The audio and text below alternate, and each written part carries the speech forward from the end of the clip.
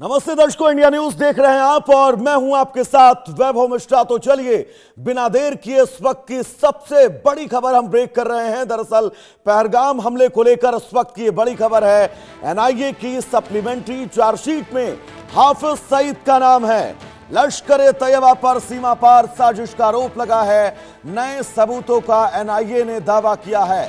पहलगाम की बैसरन घाटी में आतंकी हमले की जांच में राष्ट्रीय जांच एजेंसी ने बड़ा कदम उठाया है। एजेंसी ने अपनी सप्लीमेंट्री चार्जशीट में पाकिस्तान स्थित प्रतिबंधित आतंकी संगठन लश्कर तैयबा के सरगना हाफिज सईद का नाम भी शामिल किया है। एनआईए का आरोप है कि हाफिज सईद और उसके संगठन ने भारत के खिलाफ युद्ध जैसी साजिश रची और सीमा पार से आतंकवाद को बढ़ावा देने में अहम भूमिका निभाई।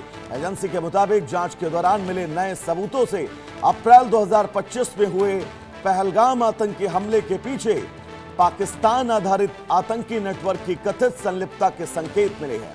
सप्लीमेंट्री चार्जशीट में लश्कर तैयबा और उसके सहयोगी संगठन द रेजिस्टेंट फ्रंट यानी टीआरएफ की भूमिका का भी विस्तार से उल्लेख किया गया है। एनआईए का दावा है कि हमले की योजना, आतंकियों को समर्थन और सीमा पार से साजिश रचने के पर्याप्त साक्ष्य जांच के दौरान जुटाए गए हैं। एजेंसी अब इन सबूतों के आधार पर मामले को अदालत में मजबूती से पेश करेगी। पहलगाम हमला देश की सुरक्षा के लिए बड़ी चुनौती माना गया था और इस मामले में लगातार जांच बढ़ाई जा रही है। आगे हाफिज सईद का नाम चार्जशीट में शामिल होना इस मामले को अब एक नया कानूनी और जांच संबंधी कदम माना जा रहा है। हालांकि आरोपों पर अंतिम फैसला अदालत में उपलब्ध साक्ष्यों और न्यायिक प्रक्रिया के आधार पर होगा। फिलहाल एनआईए इस मामले से जुड़े अन्य आरोपियों, आतंकी मॉड्यूल और सीमा पार से उन तमाम आतंकियों की फहरिस्त तैयार कर रहा है जिन्होंने पहलगाम के अंदर ये बैसरन घाटी की तस्वीर आपके जहन में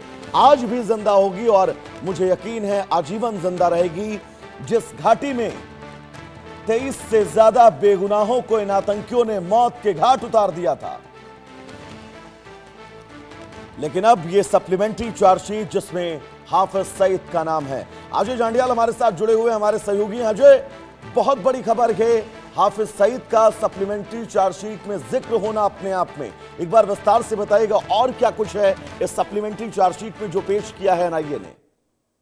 देखिए, बिल्कुल जिस तरीके से लगातार आप देखें पाकिस्तान की तरफ से जम्मू कश्मीर में आतंकवाद चलाया जाता है और खासतौर पे पहलगाम हमला जिसके बाद ऑपरेशन सिंदूर हुआ, उसके बाद यही चीज स्पष्ट थी कि लश्कर के आतंकियों ने जो हमला किया था उसके मास्टरमाइंड जो पाकिस्तान में बैठे हुए हैं वो गुनहगार हैं ही हैं, क्योंकि वहीं से पूरी रणनीति, पूरा अटैक जो है वो प्लान किया गया था। और आज जो चार्जशीट दाखिल की गई है एनआईए द्वारा, सप्लीमेंट्री चार्जशीट, उसमें जो है स्पष्ट हो गया है कि लश्कर का जो चीफ है, जमात-उद-दवा का जो चीफ है हाफिज सईद, वो इस हमले के लिए जिम्मेदार था। और इसी चार्जशीट में बताया गया है कि सप्लीमेंट्री चार्जशीट जो पेश की गई है कि हाफिज सईद जो है वो व्यक्ति है जिसने इस पूरे प्लान को जो है हमले को जो है वो तैयार किया था।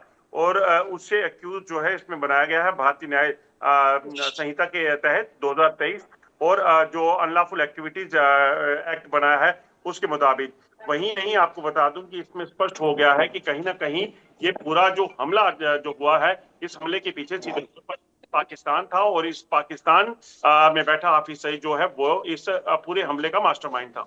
और अजय, बिल्कुल हम और आप जब इस विषय पर डिस्कस कर रहे थे, बातचीत कर रहे थे, तो ये जिक्र भी हुआ था कि ये पैटर्न हमले का बिल्कुल लश्कर जैसा है और ये तय है सप्लीमेंट्री चार्जशीट या फिर फाइनल चार्जशीट में इन बातों का जिक्र देखने को मिलेगा और वैसा जिक्र मिला भी।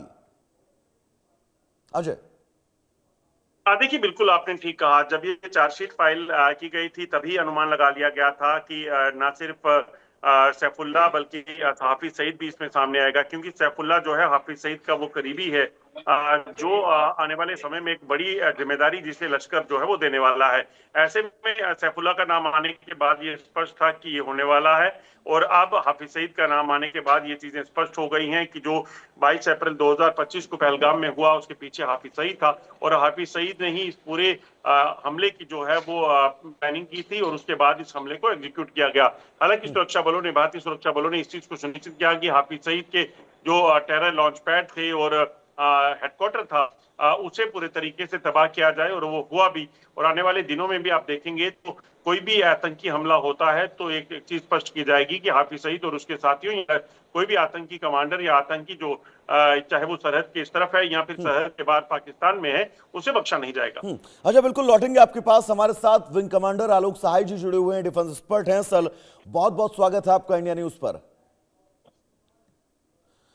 आलोक साहब, जो सप्लीमेंट्री चार्जशीट जो सप्लीमेंट्री चार्जशीट दाखिल की गई है उसमें हाफिज सईद का नाम, लश्कर ए तैयबा का नाम बिल्कुल कोड अनकोड करके लिखा गया है। तो अब आगे क्या, आप एक बार बताइएगा विस्तार से, क्योंकि अब फाइनल चार्जशीट दाखिल की जाएगी, उसके बाद एक्शन होगा। जी देखिए, ये साधारण घटना नहीं है, क्योंकि चार्जशीट जो है उसमें कई बातें बहुत ही स्पष्ट रूप से कही गई हैं। एक तो जो 3 आतंकियों ने यहाँ आकर के हत्याएं की थी, उन तीनों का नाम पता उसमें उसका वर्णन है कि कैसे वहां के ये लश्कर तैयबा और उसका जो प्रॉक्सी ऑर्गेनाइजेशन है तहरीके TRF, वो कैसे इसमें इन्वॉल्व थे, कैसे वो उसके लोग थे।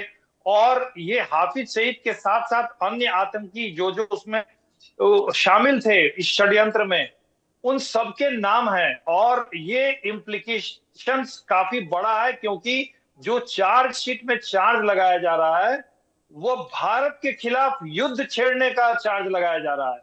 तो ये भारत के विरुद्ध अगर युद्ध छेड़ने का चार्ज लगाया जा रहा है, इसका आप इम्प्लीकेशन समझिए।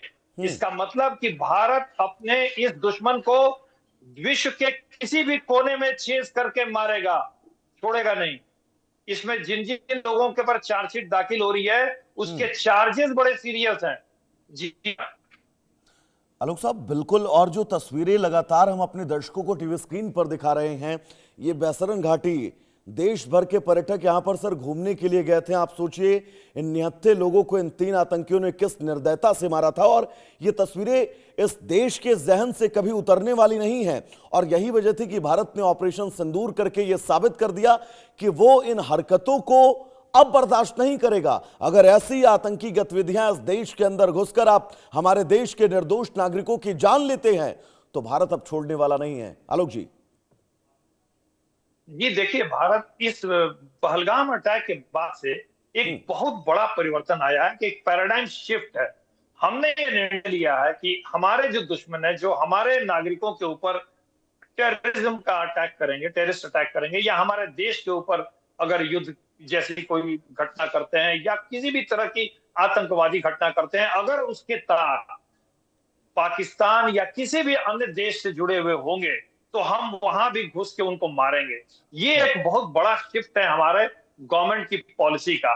और जिस तरह से हमने ऑपरेशन सिंदूर को अंजाम दिया, इतने बोल्ड तरीके से घुस करके, इतने प्रिसीजन स्ट्राइक के साथ हमने इन शुरू में जो 9 सेंटर्स को मारा, तबाह किया, जिसमें जैश ए मोहम्मद का और लश्कर ए तैयबा का हेडक्वार्टर भी तबाह किया हमने, बहुत ही बिल्कुल प्रिसाइज अटैक के साथ। आलोक साहब, अगर ये खबर लश्कर ए तैयबा के हेडक्वार्टर में इस वक्त चल रही होगी, वो लोग इंडिया न्यूज देख रहे होंगे, तो हलचल तो जरूर मच गई होगी उनके अंदर।